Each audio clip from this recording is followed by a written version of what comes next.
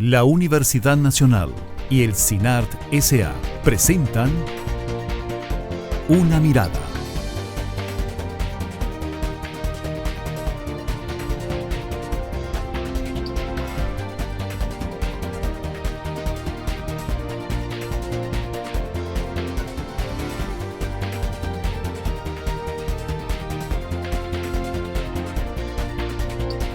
Una Mirada. Hoy,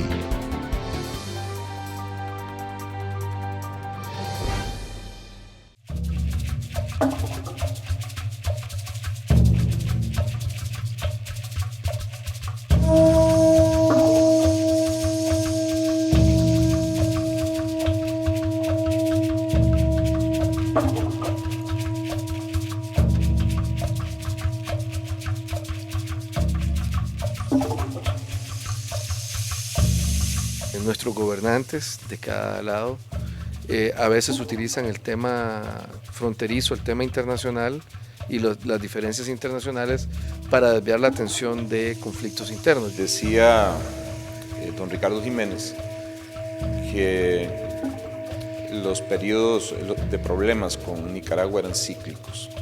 Cada vez que en Nicaragua había un problema grave interno, se despertaba un problema con Costa Rica, que servía de cortina de humo. Los dos países siempre tienen problemas por el río San Juan, siempre tienen problemas. Cuando no es uno, es el otro.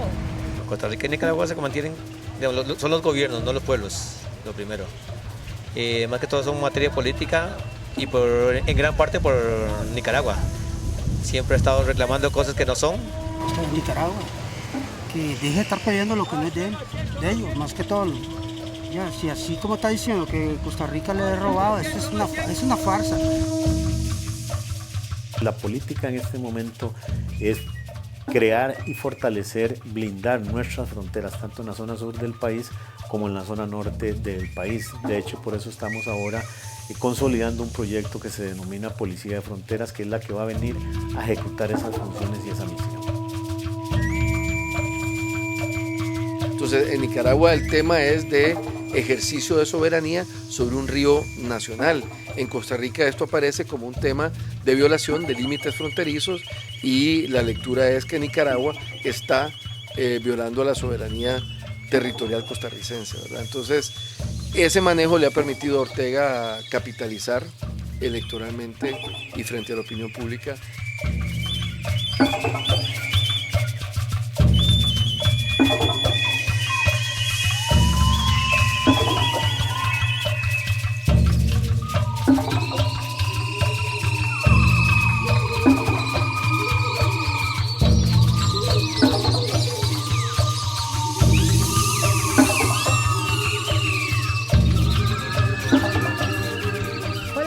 Bienvenidos a una edición más del programa Una Mirada, una producción de la Universidad Nacional y el CINART S.A.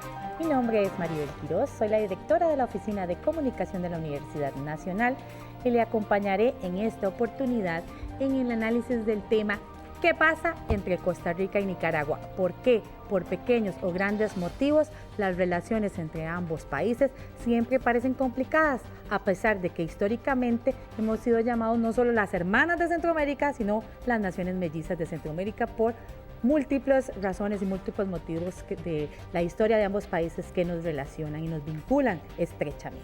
Y precisamente porque queremos analizar este tema desde una perspectiva más profunda, ir a esas raíces de dónde se generan estos diferendos y si realmente tienen esa perspectiva nacional o es solo debido a intereses de ciertos grupos que suceden estas situaciones, es que vamos a analizar este tema hoy en Una Mirada y para ello contamos con la presencia del señor Max Saures, quien es académico de la Escuela de Relaciones Internacionales de la Universidad Nacional, de la cual también es subdirector. Muchísimas gracias por acompañarnos, Max, una vez más aquí en Una Mirada. Buenas noches, un gusto para mí poder estar en este programa de nuestra Universidad Nacional y con gusto pues abordar este tema tan interesante para ambos países. Muy bien, nos acompaña también Carlos Cascante, quien también es académico e investigador de la Escuela de Relaciones Internacionales de la Universidad Nacional. Gracias por acompañarnos. A usted, doña Maribel, muchas gracias.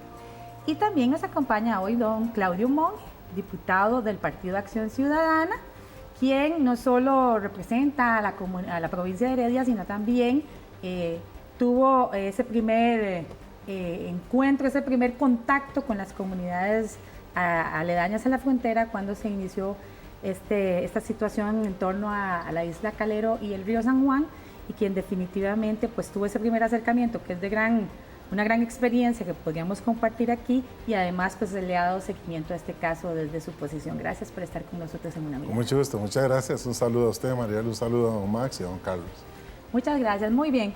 Como les decía, más que seguir la agenda puntual, noticiosa del reciente conflicto en torno a la isla Calero y la situación fronteriza entre Costa Rica y Nicaragua, la idea de este programa de Una Mirada es ir más allá y darle una visión más integral al tema ¿qué pasa entre Costa Rica y Nicaragua? Que como yo decía anteriormente, por pequeñas o grandes situaciones, siempre parece haber un ambiente de tensión y de conflicto a flor de piel, por llamarlo de alguna forma, entre dos naciones que tienen una historia común y que todavía con mayor fuerza recientemente, tal vez en los últimos 50 años, a raíz de situaciones migratorias asociadas con conflictos sociopolíticos o con situaciones socioeconómicas, han acercado más a los dos países desde el punto de vista poblacional.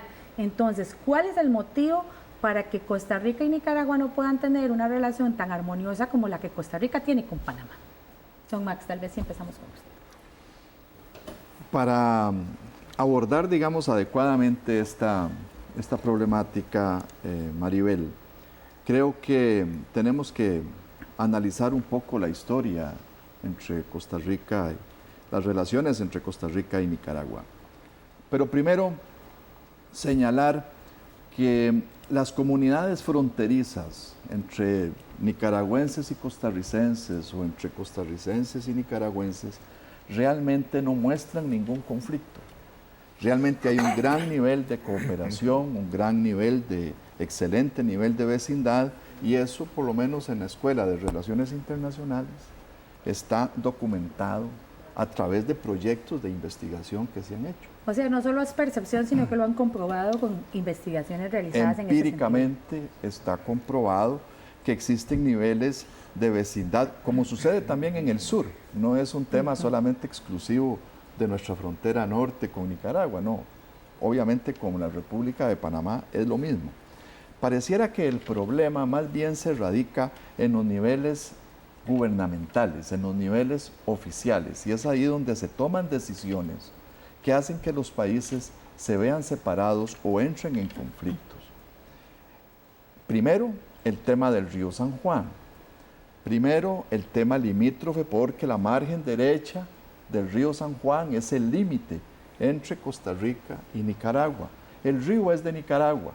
Nunca, yo creo que nadie en los últimos 50 años ha puesto en cuestionamiento la soberanía que Nicaragua tiene sobre el río.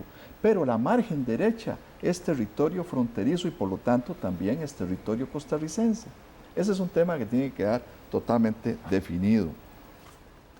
Nosotros creíamos, al menos a nivel de la academia, que la discusión por el tema fronterizo había sido totalmente resuelta y zanjada con la resolución de la Corte Internacional de Justicia del año 2009. Sí, eso es lo que la mayoría pensaba. Entonces todos estábamos muy tranquilos. Pero resulta que una decisión gubernamental del gobierno de Nicaragua ha sido, de alguna manera, buscar una nueva desembocadura del río San Juan en esta región donde hay ese delta que forma la desembocadura del San Juan en el Mar Caribe. Y ahí, pues con el apoyo de don Edén Pastora y una dragadora, pues han decidido hacer un canal que comunique el cauce del río San Juan con Laguna Portillos. ¿Cuál es el problema? Bueno, que ese canal de por lo menos 25 metros de ancho está pasando sobre la isla Portillos, que es territorio costarricense. No porque lo dijera el mapa Google, podía ser territorio nicaragüense, que fue un argumento muy pueril que dio don Edén Pastora. Al final había resultado, como decimos en popular, una metidita de patas, según Google. Absolutamente. Sino porque realmente, tanto en los mapas que Nicaragua y Costa Rica presentaron en el diferendo que se había llevado ante la Corte Internacional de Justicia para definir los límites, en esos mapas, esa parte, esa isla Calero, pertenece a Costa Rica, es territorio costarricense. Entonces, es una decisión del gobierno de Nicaragua realizar esa obra de infraestructura, no sabemos todavía para qué, no sabemos los objetivos concretos. Algunos intelectuales costarricenses se han animado a especular sobre qué puede ser lo que el gobierno de Nicaragua quiere desarrollar ahí. Pero entonces ahí surge ese problema, pero eso es producto y resultado también de una relación vieja entre gobiernos costarricenses y nicaragüenses, en donde ha habido siempre un tema conflictivo en torno a esta vía del río San Juan, o el desaguadero, como también se le llamó en el pasado, porque es un río desaguadero del lago de Nicaragua. El profesor Carlos Cascante conoce bien esos temas que, digamos, generaron distancia, que generaron discusión entre Pero antes de entrar a estos Nicaragua temas, disculpe, me gustaría reforzar esa apreciación suya que viene de investigaciones hechas en la Universidad Nacional, que esto es un asunto más de ciertos grupos políticos que de las poblaciones de Nicaragua y Costa Rica, con este sondeo que realizó Una Mirada en el Parque La Merced, donde le preguntamos al respecto tanto a costarricenses como nicaragüenses. Vamos a ver qué nos dijeron. Bueno, yo dijera que fue el mal gobernante de Nicaragua, porque él debe estar agradecido con Costa Rica, porque hay un poco de migrantes que somos de allá y es que nos dan ayuda. Entonces, un malentendido de él, que en vista de ayudarlos a nosotros los inmigrantes, lo que está haciendo es perjudicándolos. Los dos países siempre tienen problemas por el río San Juan, siempre tienen problemas. Cuando no es uno, es el otro. Y hasta la fecha no sé en qué quedó eso. Costa Rica y Nicaragua se mantienen, digamos, son los gobiernos, no los pueblos, lo primero. Más que todo son materia política y en gran parte por Nicaragua. Siempre ha estado reclamando cosas que no son. No, eso sí no sé cuál es la razón de ello, pero esa es locura, andar peleando lo que no, porque ni del gobierno ni de nadie, es más que solo de Dios. Ahora, los ticos la agarran con nosotros y nosotros no le venimos a quitar comida a ningún tico aquí. No, siempre han habido problemas. Pero en la Cuba, yo recuerdo que en la revolución del 48, Somoza los mandó un montón de nicas a matarnos aquí. Ahorita para que eso fue lo feo. Después estuvo el 55, otra revolución que se vino, bueno, no pasó de la frontera, pero siempre los invadieron el terreno.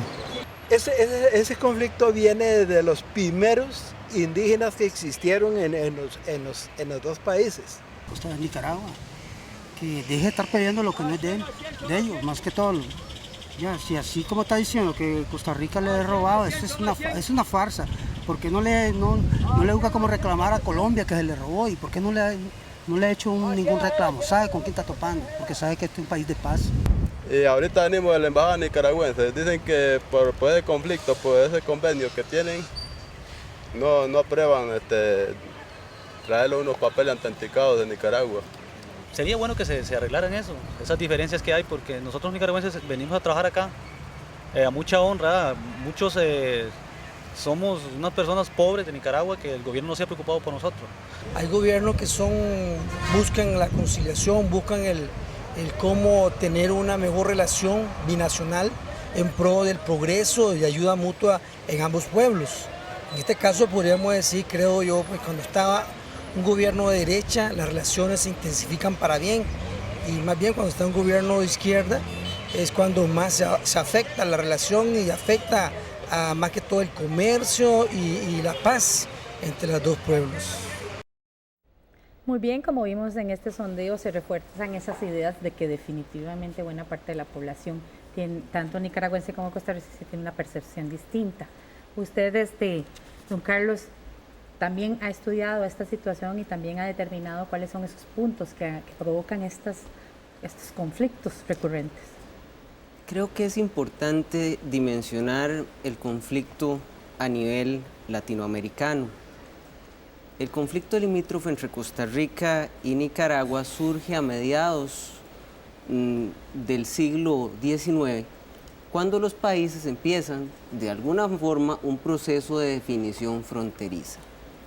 Ese proceso de definición fronteriza estuvo de la mano con procesos de creación de identidad nacional.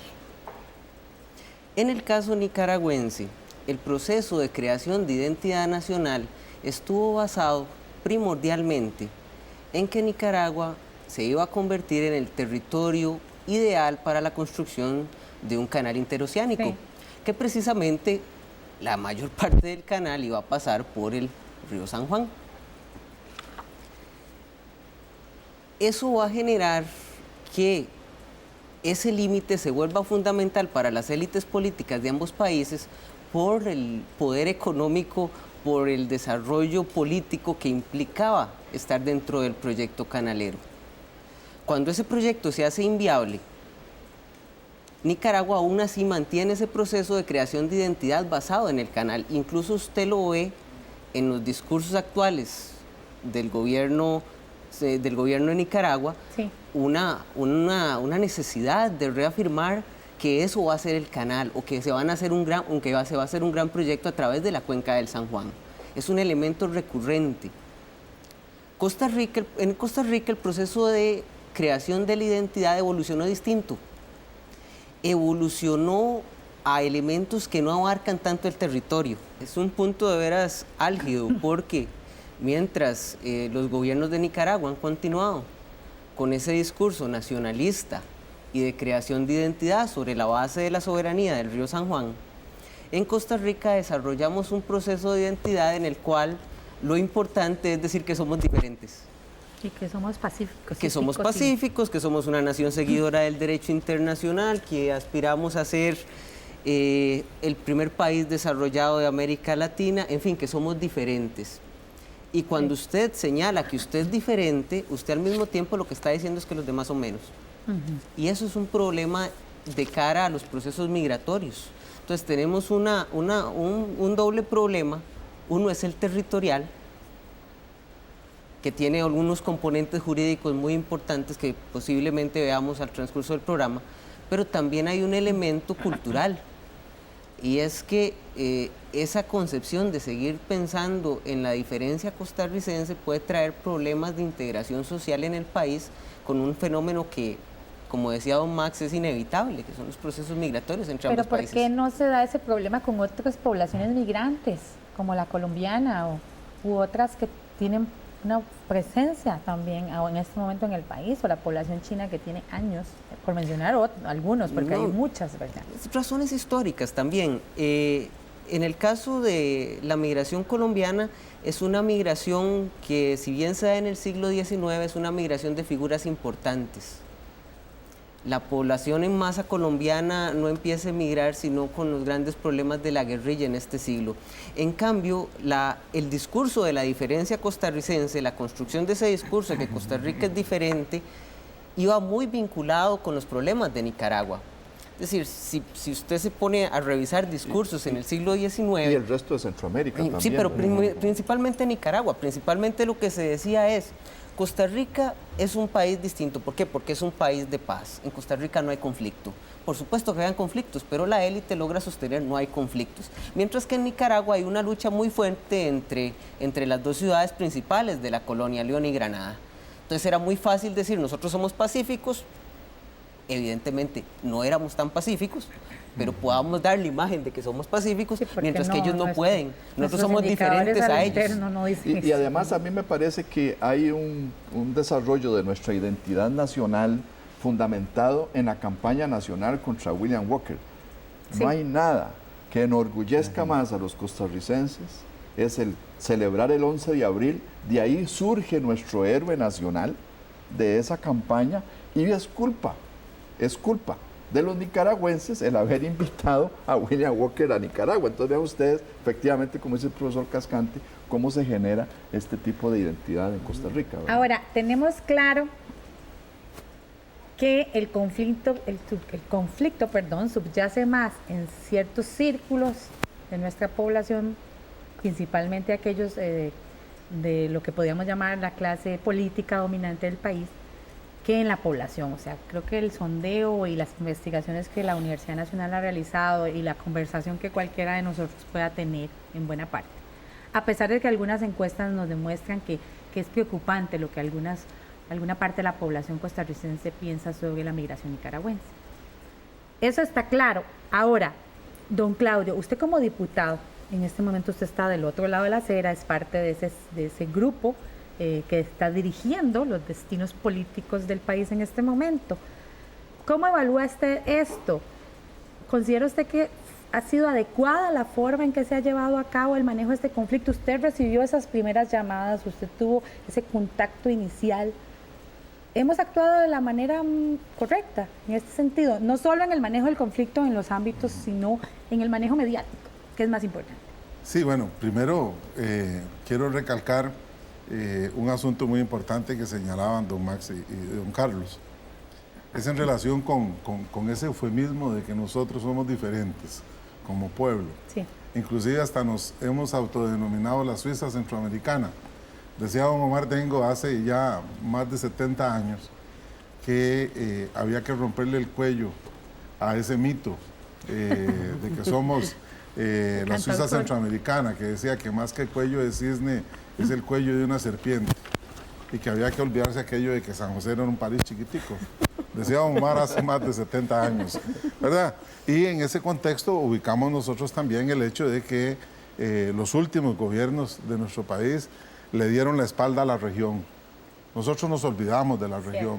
Costa Rica comenzó su política a partir, digamos, de los gobiernos últimos, de relacionarse con potencias, de hablar de los tratados de libre comercio con los grandes, etcétera, y de ponerse a jugar en el campo de los grandes. Y le dio la espalda a la región, le dio la espalda a Centroamérica, le dio la espalda al Caribe, etcétera, y por eso estamos cosechando nosotros ahora los resultados de eso. Una indiferencia en el resto de los pueblos centroamericanos, de los gobiernos, etcétera, y no tenemos gran credibilidad. Pero aquí, digamos, en relación con este punto, recalcar lo que ya ha dicho la gente, lo que han dicho aquí los compañeros, en el sentido de que los pueblos de Costa Rica y Nicaragua somos pueblos hermanos. Cierto. Y vamos a tener siempre diferencias, vamos a tener siempre ahí inconveniencias. Y eso, como decía don Edgar Ugalde, ¿verdad? No obstante eso, y que nos podamos separar en algún momento por algunas cosas, aquí no hay causal de divorcio, aquí no se vale divorciarse y no vamos a poder divorciarnos nunca. Entonces, por eso, las relaciones entre ambos pueblos y fundamentalmente entre ambos gobiernos tienen que ser muy cuidadosa, muy inteligente y muy acertada. Y aquí, digamos, recordemos que nuestro país hace 60 años abolió el ejército, quiere decir que le apostamos a un desarrollo con raciocinio, con inteligencia, con educación, con cultura, y por eso no se vale tener una cancillería laxa, una cancillería mediocre, una cancillería en manos de imberbes, de inexpertos y de pegabanderas. ¿Por qué? Porque un país que renuncia al ejército debe saber que su ejército verdadero es una cancillería fuerte, poderosa, en manos de gente especializada. No se vale que haya expertos graduados en la universidad, en el campo de las relaciones internacionales, haciendo fotocopias, mientras los puestos importantes en el campo diplomático y en Cancillería lo ocupan pegabanderas, familiares de diputados, familiares de ministros, de exdiputados, etc. Y lo vemos, recientemente le di una noticia acerca del nombramiento del señor embajador en Ecuador, igual. Y la noticia principal era que era un contribuyente de la campaña de doña Laura y que su esposa también era contribuyente de la campaña de doña Laura, pero es un meteorólogo, ¿verdad? No tiene formación en el campo de la diplomacia. Entonces, digamos que es cierto, yo he recorrido la zona muchas veces porque, para los que no saben, la provincia de Heredia limita con el río San Juan, limita con el río Colorado y está al frente de la isla Calero, en el distrito que se llama La Aldea, ¿verdad? Allá, en las llanuras de Gaspar. Y entonces, por esa circunstancia, y por ser yo un diputado herediano, pues he viajado muchas veces a la zona. Sí. Estaba trabajando ya en el mes de junio con guías turísticos de esa zona, porque son explotados, porque no les permiten organizarse, porque no son bien tratados.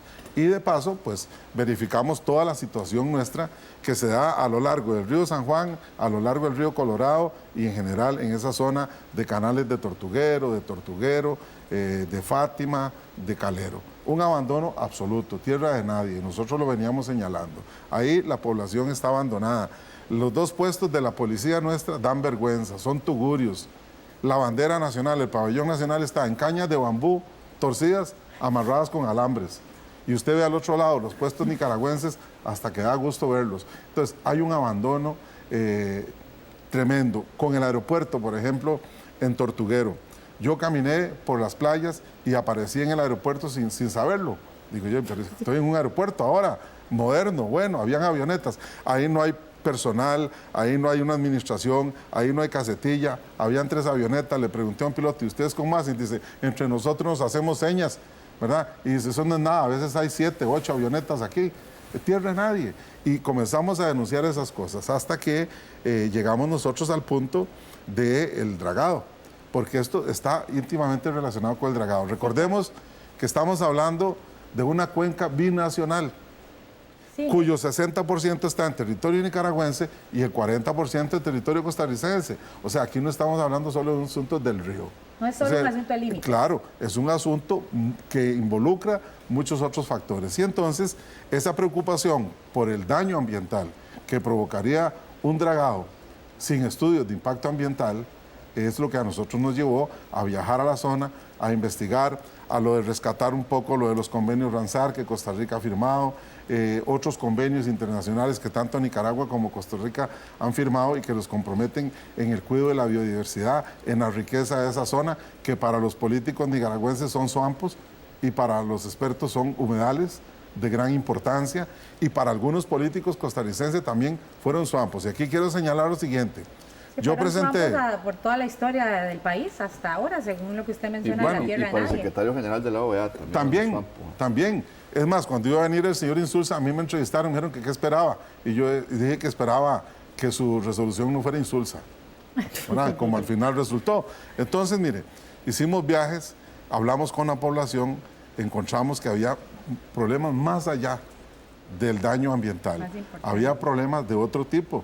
Y así fue como contactamos nosotros a la familia Reyes o Aragón Reyes. Pero bueno, yo presenté una moción en la Comisión Permanente de Ambiente para hacer un viaje, los diputados, para que la Comisión Permanente de Ambiente fuera a Calero a verificar ahí el asunto de la importancia de esos humedales para Costa Rica y para el mundo. Y esa gira fue boicoteada. Fue boicoteada por doña Laura Chinchilla, fue boicoteada por el canciller, fue boicoteada por Luis Gerardo Villanueva en la Asamblea Legislativa, y siempre con una larga y con una corta, pero durante 3 veces lo aprobamos y nunca la Asamblea ni siquiera preparó los insumos y se nos impidió viajar. Esto antes de la ocupación del territorio costarricense. O sea, que ahí había un asunto que va más allá de esto. Pero sí, digamos, recalcar que los pueblos de Nicaragua y de Costa Rica son hermanos, que el problema no es entre nuestros pueblos y uno lo constata, son pueblos que han vivido históricamente, hay familias transfronterizas, ¿verdad?, entre costarricenses y nicaragüenses, etcétera, y se han llevado bien siempre. El problema aquí va más allá de eso, el problema tiene que ver con políticos, con terratenientes, con empresarios que han visto una mina de oro tan importante como la de Cruzitas en esa zona. Precisamente, dada esa percepción, que ya puede ser una de nuestras primeras y más importantes conclusiones, es que nosotros intentamos no solo conocer la versión de usted como diputado, de nuestros académicos de la Universidad Nacional, sino también la posición del gobierno de Nicaragua. No fue posible contar con la participación de ningún representante de la Embajada de Nicaragua, ni en nuestras entrevistas, ni aquí en el set de Una Mirada. Y por eso decidimos hablar con esa gente que vive en Costa Rica, pero tiene profundas raíces nicaragüenses, que tienen esa misma idea de que las dos naciones tenemos mucho en común y mucho por lo que luchar en conjunto. Uno de ellos fue el cantante e investigador de la cultura costarricense y nicaragüense, Dionisio Cabal, quien compartió con Una Mirada sus impresiones. Vamos a ver qué nos dijo. Decía don Ricardo Jiménez que los periodos de problemas con Nicaragua eran cíclicos.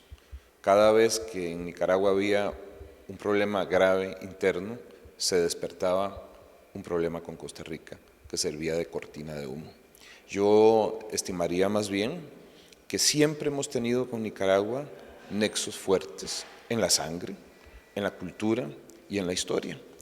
Se ha olvidado, se dice poco, cómo los costarricenses abastecieron a Sandino, cómo grandes hombres y mujeres de este país salieron a la calle, levantaron causas, hicieron publicaciones, recogieron dinero, enviaron armas e incluso cuántos combatientes fueron a Nicaragua también a apoyar la causa de Sandino. Es decir, son muchísimos más los puntos de encuentro, de abrazo, de entrelazamiento con el pueblo de Nicaragua, sí, por la humanidad de base, que las cosas que nos han distanciado. Tal vez la respuesta se encuentra en que a partir de la administración Reagan de los 80s se hace un gran esfuerzo por distanciar a Costa Rica de Nicaragua, por convertir a Costa Rica en una vitrina, dándonos $1 millón diarios en la época de Luis Alberto Monge. Se instaló en Costa Rica toda una maquinaria propagandística antinicaragüense, porque ser antinicaragüense era ser antisandinista. Yo todavía recuerdo programas de radio, sobre todo aquí, exacerbando la idea de que los nicaragüenses venían a quitarle trabajo a los costarricenses o que eran delincuentes. Pero ese es un fenómeno realmente nuevo, si lo repasamos. ¿Acaso no se volcó Costa Rica entera, casa por casa, contra Somoza? ¿Acaso no fue todo Costa Rica una amplia base de operaciones, logística, emotiva, incluso a favor de la revolución nicaragüense contra la dictadura? ¿Por qué olvidamos estas cosas? Bueno, como pudimos ver, esta es la opinión de una persona que se ha dedicado al estudio de la cultura de ambas naciones y coincide que tenemos más cosas en común que diferencias. ¿Qué opinan ustedes? ¿Es tal vez un conflicto, como mencionábamos antes de iniciar el programa, que tiene más orígenes en las capitales y en los gobiernos que en las poblaciones en general? Don Max, usted quería hacer un comentario sobre el video, me decía. Sí, no, que efectivamente lo que dice el distinguido y pues por supuesto admirado artista Dionisio Cabal, amigo, hijo de un gran amigo como don Antidio Cabal, quien siempre recuerdo con mucho cariño. Efectivamente, Costa Rica se volcó entera en el apoyo de la causa sandinista, en beneficio de derrocar aquella espuria y sangrienta dictadura como la de Anastasio Somoza. Yo era líder estudiantil en esas épocas y me trae muy buenos recuerdos y apoyé abiertamente desde mi posición de dirigente estudiantil esas luchas. Y por eso hoy a nosotros nos duele mucho que un Edén Pastora, por ejemplo, que fue abiertamente apoyado por la gente humilde, sencilla de Costa Rica en esa lucha contra Somoza, e igual Daniel Ortega y todo el equipo sandinista. Mucho de ese equipo sigue gobernando hoy Nicaragua. Otro equipo se ha distanciado y se ha ido a otras tiendas políticas, pero ellos de alguna manera traicionan ese apoyo que Costa Rica dio en 1979 o al final de los años 70, lo traicionan cuando toman una decisión inconsulta con el gobierno de Costa Rica. Es muy interesante las preguntas que el Alto Tribunal de La Haya le hace a la delegación nicaragüense. Una de las preguntas es esa, si le han preguntado a Costa Rica el que van a hacer ese tipo de dragado y ese tipo de proceso ahí.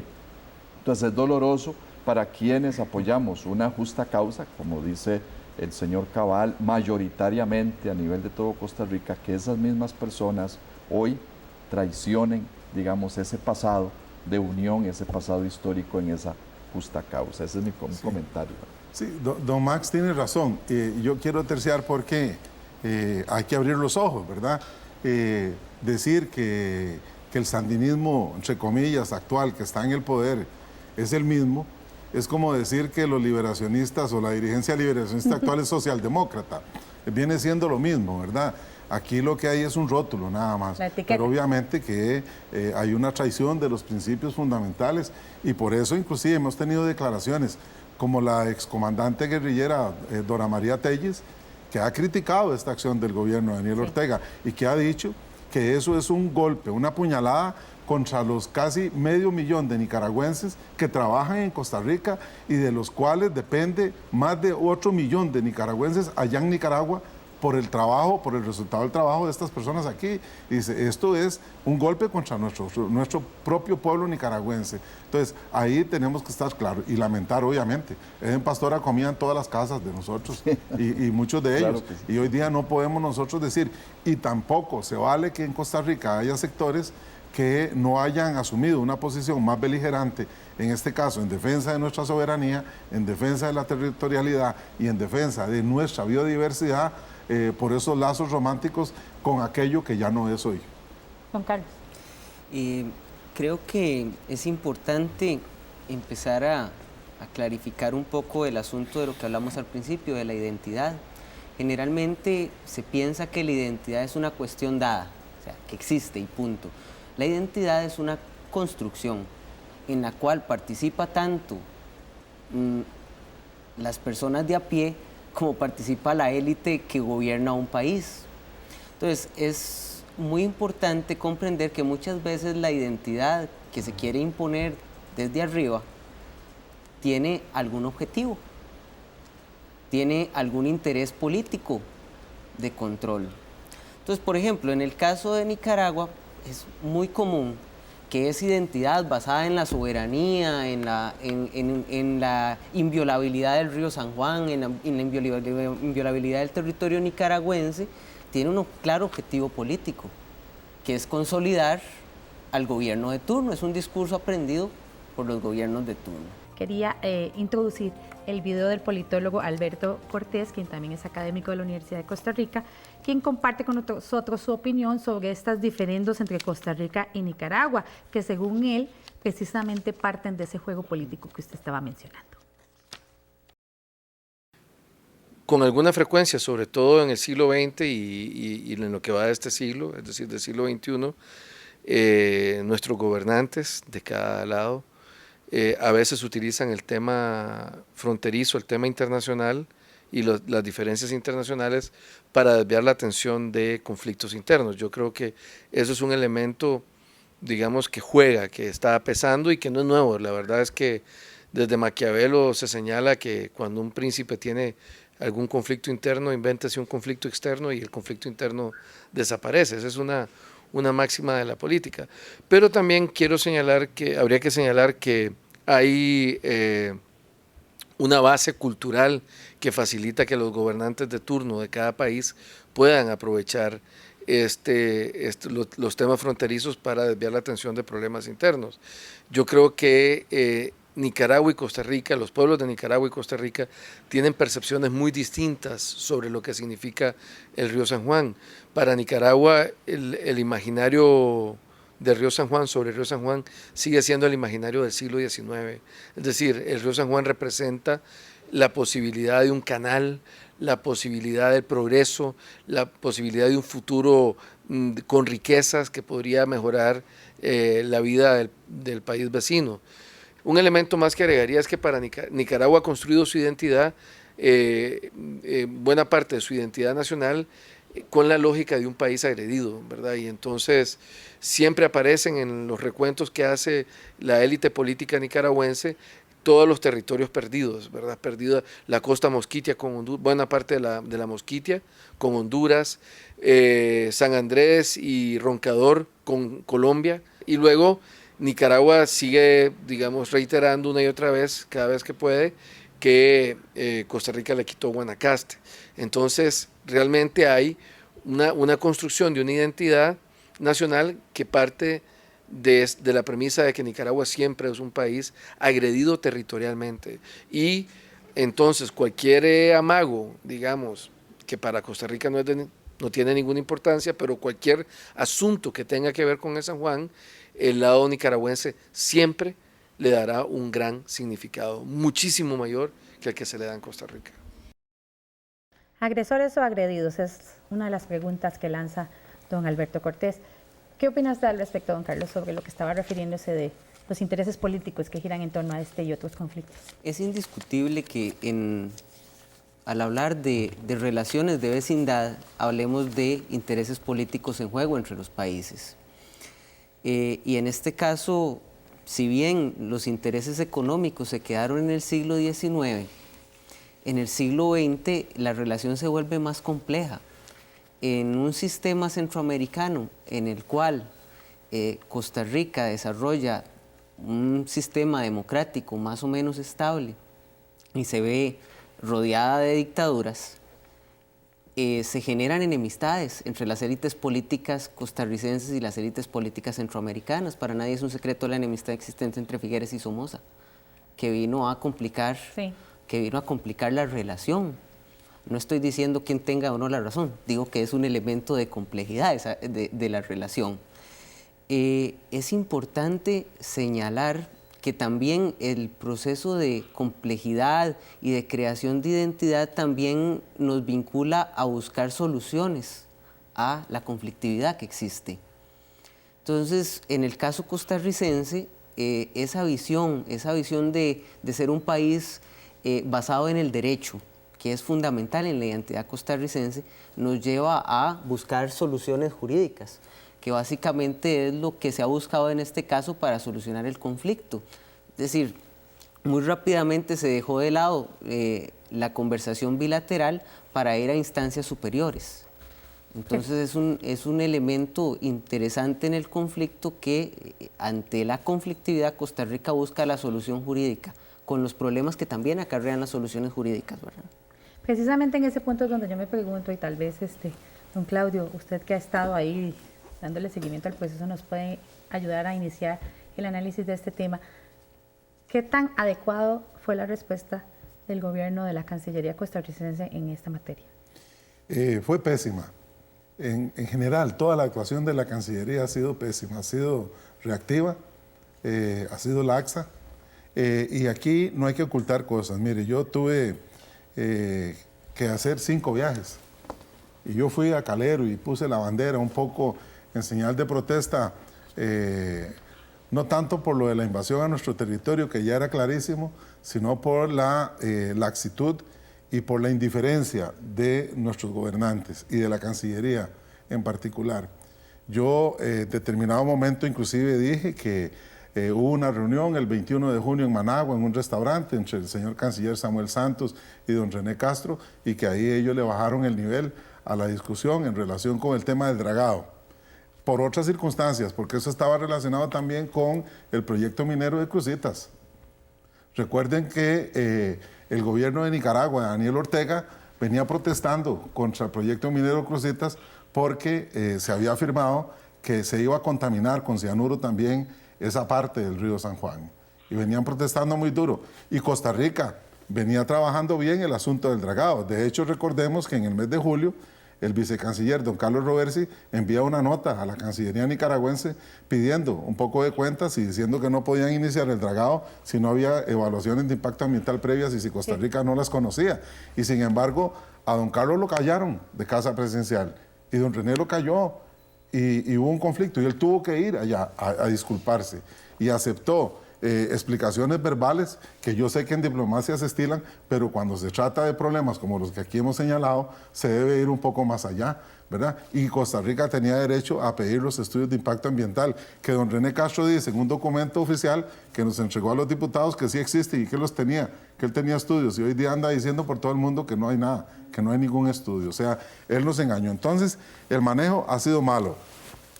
Nosotros le entregamos a doña Laura Chinchilla una carta firmada por los 11 diputados del Partido Acción Ciudadana.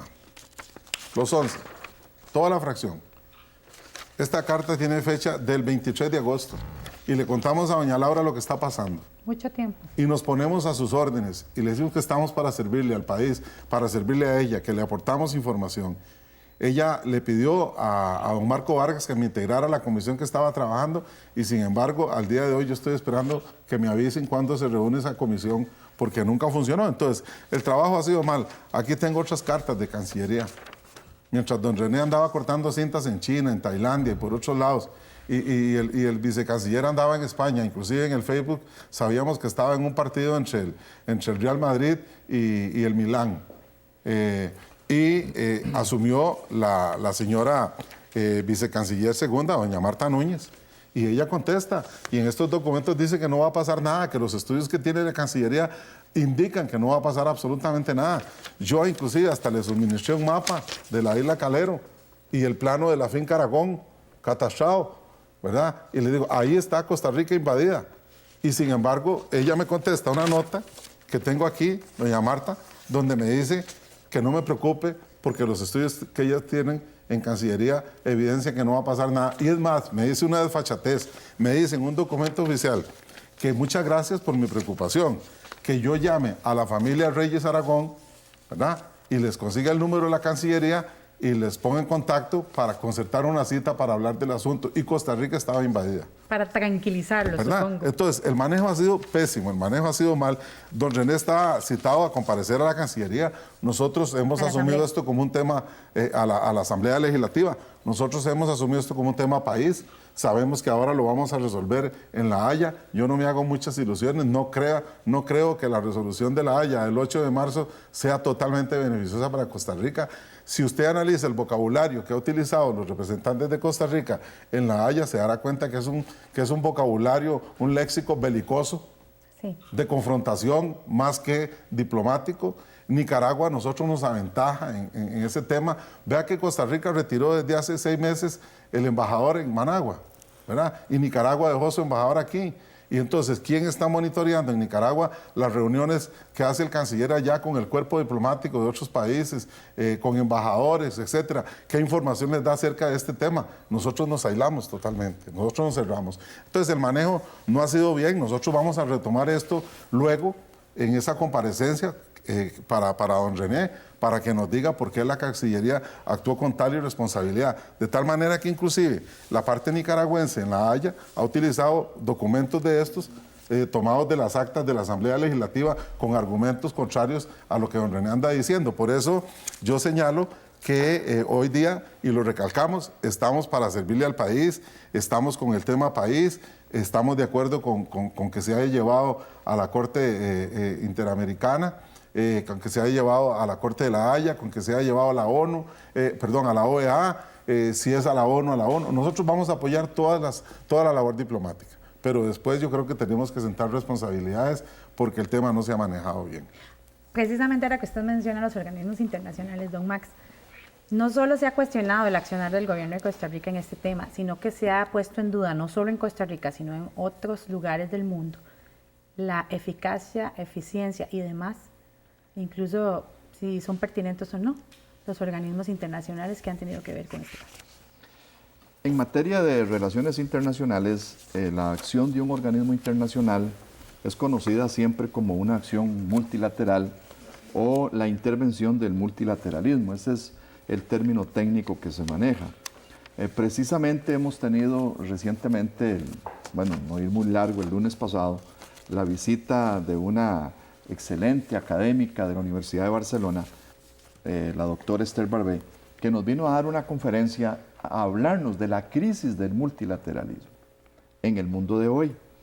Y en un conversatorio que tuvimos con ella, yo precisamente le mencionaba que Costa Rica está sufriendo en carne propia esta crisis del multilateralismo en el caso de la OEA, específicamente con respecto a la agresión de Nicaragua al territorio costarricense. Porque realmente la OEA tuvo un accionar que nos deja totalmente insatisfechos.